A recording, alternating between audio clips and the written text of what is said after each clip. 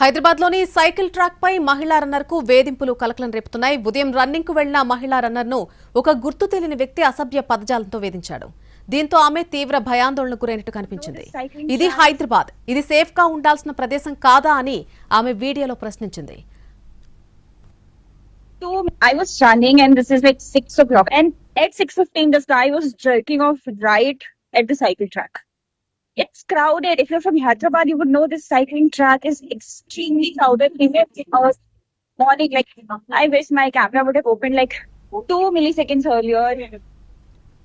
హైదరాబాద్లోని సైకిల్ ట్రాక్లు సాధారణంగా రన్నింగ్, సైక్లింగ్ కు అనువైన సురక్షిత ప్రదేశాలుగా గుర్తింపు పొందాయి. అయితే ఈ ఘటన తర్వాత మహిళల భద్రతపై సందేహాలు వ్యక్తమవుతున్నాయి.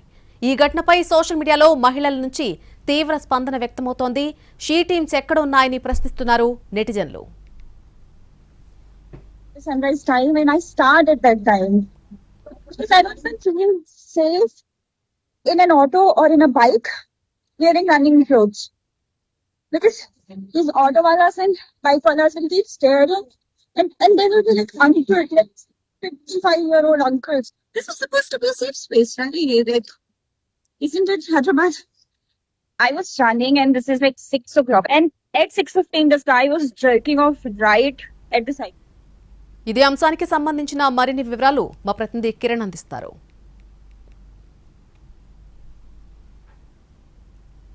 హైదరాబాద్లోని సైకిల్ ట్రాక్ పై ఓ యువతి చేదు అనుభవం ఎదురైంది. ఈరోజు ఉదయం ఆ యువతి సైకిల్ ట్రాక్ పైన జాగింగ్ చేస్తుండగా ఓ యువకుడు అసభ్యంగా ప్రవర్తించాడంటూ వీడియో పోస్ట్ చేసింది. ఈరోజు ఉదయం ఇదే సైకిల్ ట్రాక్ పైన, ప్రస్తుతం మనం ఉన్నాము నార్సింగ్ సైకిల్ ట్రాక్ పైన. ఈ సైకిల్ ట్రాక్ పైన ఉదయం యువతి రన్నింగ్ చేస్తుండగా అదే సమయంలో తనను చూస్తూ ఓ యువకుడు అసభ్యంగా ప్రవర్తించాడంటూ ఆ యువతి వీడియో కూడా తీసింది. ఆ వీడియో కాస్త ప్రస్తుతం వైరల్గా మారింది.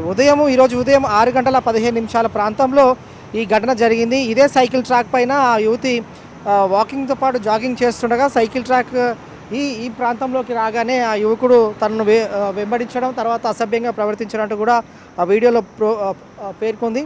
సో సైకిల్ ట్రాక్ ఎంత రద్దీగా ఉంటుందో అందరికీ తెలిసిన విషయమే సాధారణంగా కూడా. అయితే 2 నిమిషాల ముందు తన కెమెరా ఓపెన్ అయ్యి ఉంటే మాత్రం అతడి ఫేస్ కూడా చూపించేదాన్ని, తనను అతడు వెంబడించాడు, తర్వాత అసభ్యంగా ప్రవర్తించాడంటూ కూడా యువతి ఆవేదన వ్యక్తం చేసింది. తాను కెమెరా ఆన్ చేసేసరికి ఆ యువకుడు, మనం ఉన్నాం కదా ప్రస్తుతం ఈ సైకిల్ ట్రాక్ ఎడమ వైపులో చెట్ల పొదలు ఉన్నాయి, ఈ చెట్లంతా కూడా ఇందులోకి అతను వెళ్ళిపోయాడు. తను కెమెరా ఓపెన్ చేసేసరికి అతను చెట్ల నుంచి ముందుకు వెళ్ళిపోయాడంటూ కూడా వీడియో తీసింది. సో రన్నింగ్ చేసేటప్పుడు అందుకు అనుగుణంగా తను డ్రెస్సు వేసుకుంటాము, నా డ్రెస్సింగ్ నన్ను చూస్తూ తలదించుకునే విధంగా ఆ యువకుడు ప్రవర్తించాడు.